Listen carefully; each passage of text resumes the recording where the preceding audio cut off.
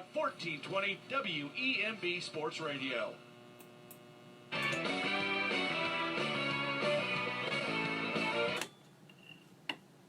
Yes, it's Tri-City Sports Now with me, Marky Billson.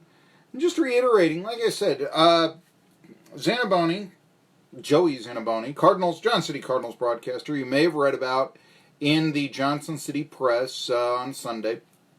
And I got to ask him to come on the show and all this. And, I don't want to beat him up, too bad and all that. I got my criticisms. I got my praises. I really did like that off the square for a pair. But what I noticed about him was that all these jokes, all these, all the over-the-top stuff was reserved to his baseball broadcasting. He calls the basketball and football games for the University of West Florida Argos. Okay? And I think that sports, hopefully you've gotten this by listening to this program, Tri-City Sports Now, on 1420 WEMB Sports Radio, as well as jetbroadcasting.live, and hopefully you've liked us on Facebook, where you can watch this show over and over and over again if you so desire. But my thing is that I believe very strongly that you should have some sizzle with your sports. I mean, I'm not big into NPR, not great deliveries on NPR. We can talk about the content. A lot of it is great journalism, but, the content, so the voices on, the dun, dun, dun, dun, dun, dun, dun, it can be a bit, there's not that much excitement to listening to NPR. Let's face that, So I'm not opposed. I'm not one of these guys who's like, there's too much organ music at the ball game. I don't, no, that's not me. In fact, I was thinking of this once because I was at an Elizabeth and Twins game years ago. And they did it was very ancillary, in Washington they do the, president's races, Milwaukee the sausage races, Pittsburgh the pierogi races, Cleveland the hot dog races, I guess, And there's probably a bunch of other races that are given, between innings and all that. That's a big thing. It's kind of fun. I do kind of think they've a little bit run their course, but hey, seems like they're still popular in another generation. So why not, Hey, there you go. I gotta think the racing presidents is cool. I don't know what is wrong with Teddy Roosevelt, but hey,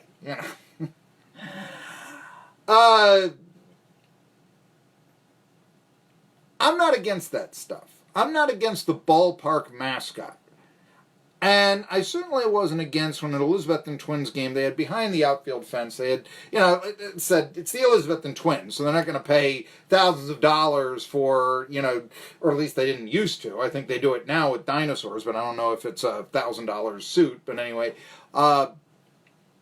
where what they do is they would have a picture, how should I say this, a wooden cutout of a horse. That's all I can really describe it as. It looked like if you wanted to, on a jigsaw with a, piece of, a sheet of wood or something, and you wanted to cut it in a way that would resemble a horse, sort of, put it on top of your carport or something like that, You ever, see something like that? So, and they put them on a stick, and I guess they'd have 3 or 4 people, and they'd run behind the outfield wall, and they'd say, here are the horse races, Elizabeth and Twins and all that. Okay, I mean, that's fine. It's something between innings. I'm not against it. I once sat next to a guy who thought that was the worst thing in the world, and I turned to him and I said, well, it keeps the kids interested. The kids should be interested in baseball. Wait a minute. That's total sourpuss. I mean, let's take ballpark mascot, whoever. Anyone but Blooper, or Slider or something. I don't know. Philly Fanatic, let's take him, or something like that. Or even, if you want to go something cuter, I don't know, Billy the Marlin, or, whoever. You go to a ball game, and a 3-year-old boy meets Billy the Marlin, let's just say. Doesn't even know who Billy Martin is. But he meets Billy the Marlin, his day has just been made. I mean, you're 3 years old. You're not going to be entertained by listening to the nuances and discovering the nuances of how to, turn a double play. But meet this big, oversized Muppet who pats you on the head and, this sort of, here's the Miami Marlins, answer to Barney the Dinosaur or whatever. That's going to resonate with a 3-year-old kid. And they're going to want to come back to meet Billy the Marlin. And then they're going to want to go play Little League. See? See how this works? I think that's a good thing. But here's the thing about baseball. It is becoming all sizzle and not sport. Again, let's have some sizzle, if ballpark mascots can be called sizzle or something. Again, I want to make the hard-hitting comments. You know that I am all in favor of sizzle with sports. Okay?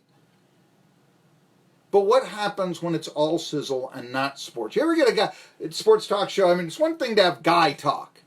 It's another thing to do guy talk on a sports talk show for an hour when the home team is playing in the Super Bowl.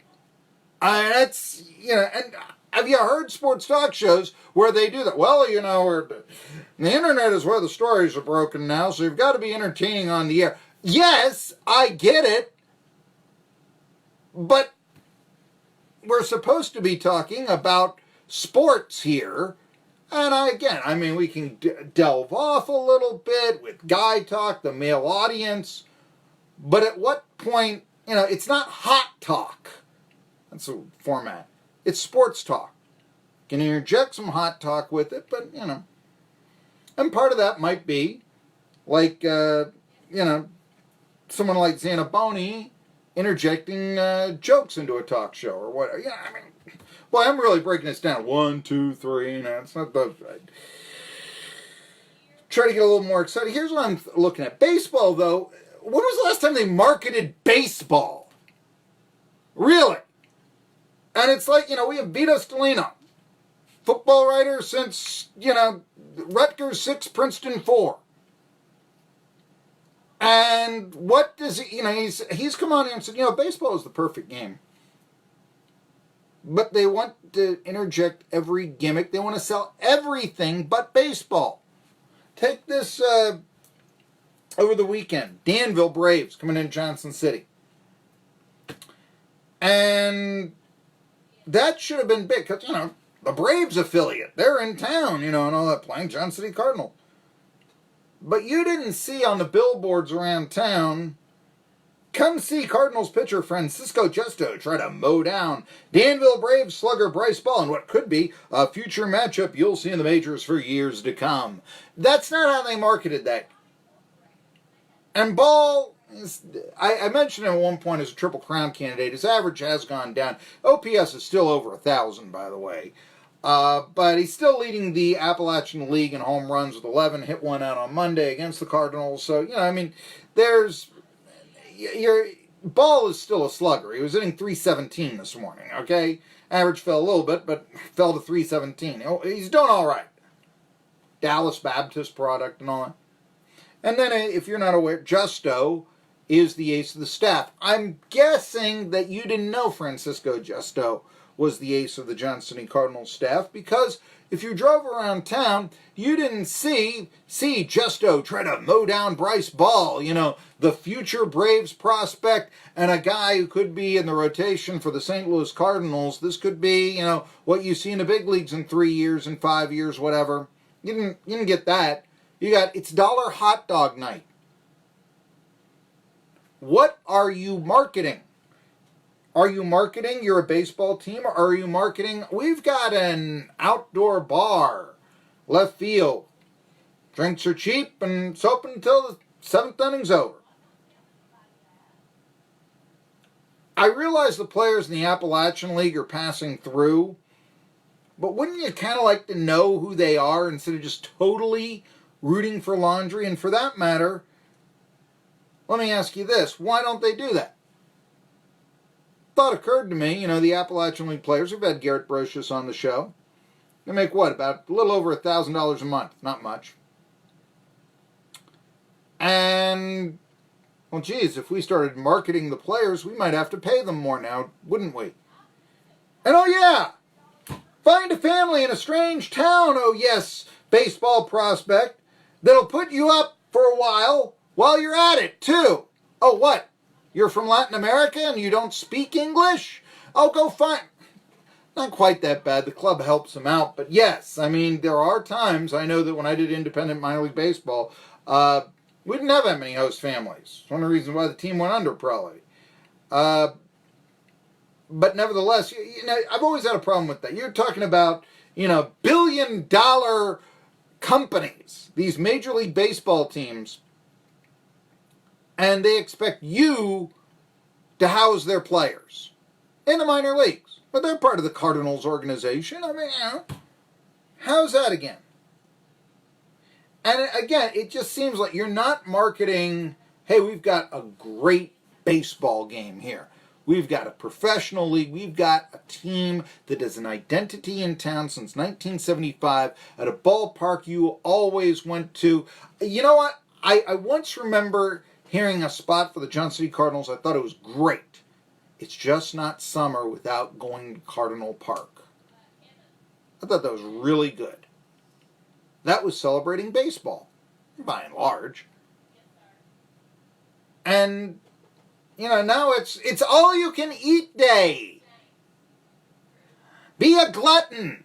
Who cares who's playing?